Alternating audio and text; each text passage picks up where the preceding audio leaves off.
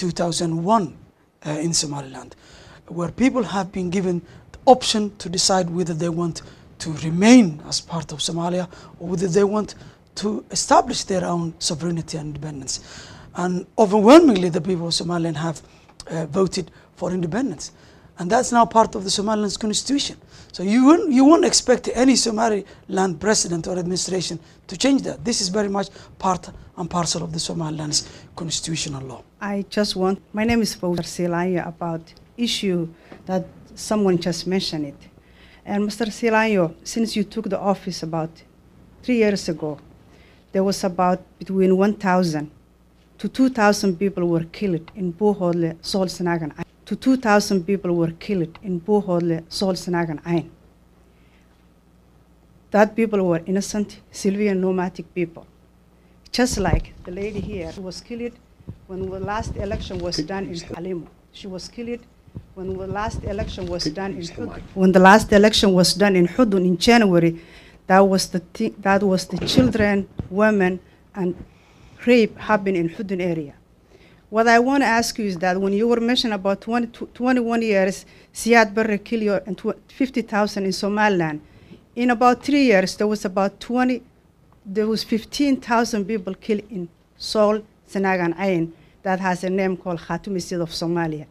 The people here and you, I'm asking you today, I'm pleading you today, that you have to tell the truth. When this gentleman next to you was talking about it, I didn't know whether I want to cry, whether I want to leave the room. I don't know. I just didn't know what to do with myself listening what he was talking about and what's happening in Sool, Sanaag and Ayn Khatumi State of Somalia.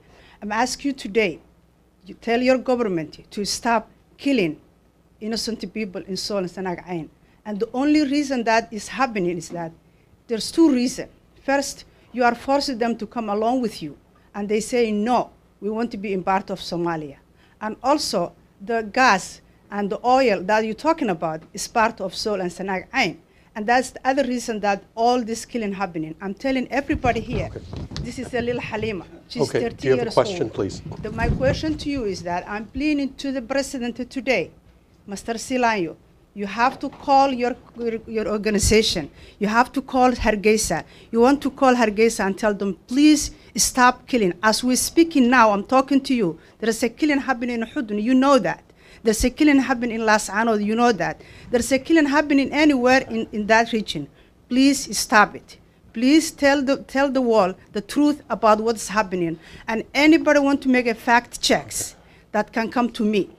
I will give you the report, come from the UN, from everywhere.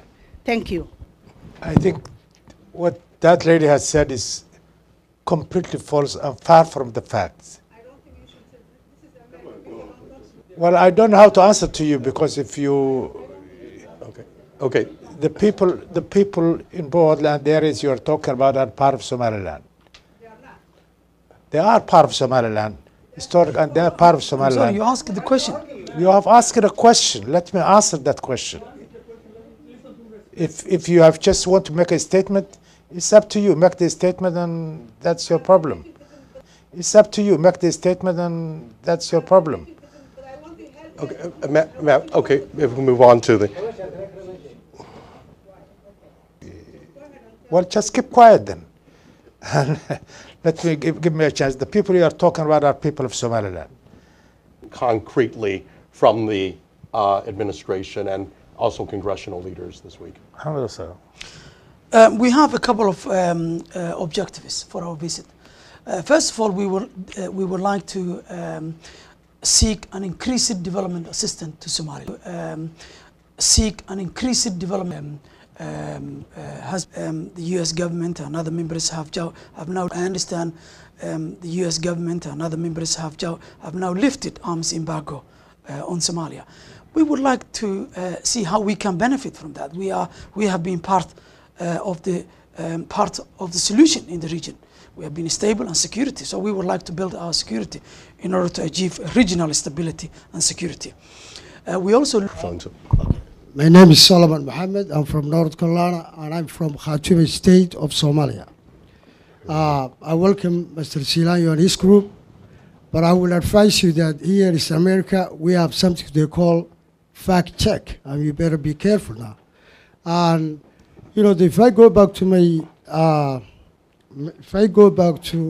If you have a question, we yes, really have to keep this on I do schedule. have a question. As we know, Somaliland was colonized in British, and there was 5 tribes who were living in that area. A tribe called Isak.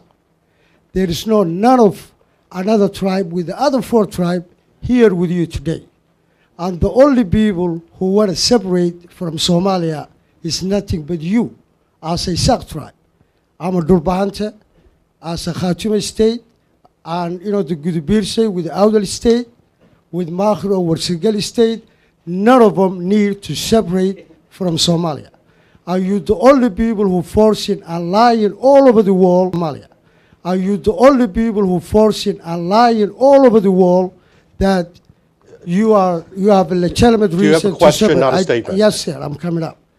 On the other hand, before I go back to my question, the city of Las Anod, the capital of Seoul, there was 259,000 people used to live there. Somaliland militias and siiraanyo military forced those people to leave the country. Rubbish. They killed them, they tortured them. I have it here. Okay. The sir, hundred of you either people. have Yes, sir, I'm coming. A question, Yes, sir, or I'm coming. if you want to make Those a statement, people, have your they own. were children. They were, the older women. They are women. Okay. The city. I'm coming to the question. Mr. Mr. Siiraanyo evacuated Okay. the city. I'm coming to the question. Mr. Mr. Siiraanyo, you are killing the people day and night. As this morning, I got a call from my hometown. The little girl. Is there a question I'm here? coming. Come. It can't come much My later. question If you want to is, make a speech, please. You don't have no reason to force other tribes. You don't have no legitimacy to do whatever you do and kill the people left to the right. What we're asking you, when you gonna stop killing the people and stop lying around the world that something is not legitimate that you're telling the people here? And I'm asking, like this lady said, anybody who needs the fact, we have the fact over here. In Somaliland, they really lying, killing the people, and he's the man who's already been... Question here. There has not been a question to answer. There has not been a question to answer. Well, I think we have to conclude. Yeah. I guess you have to start before you can stop. Okay. But please.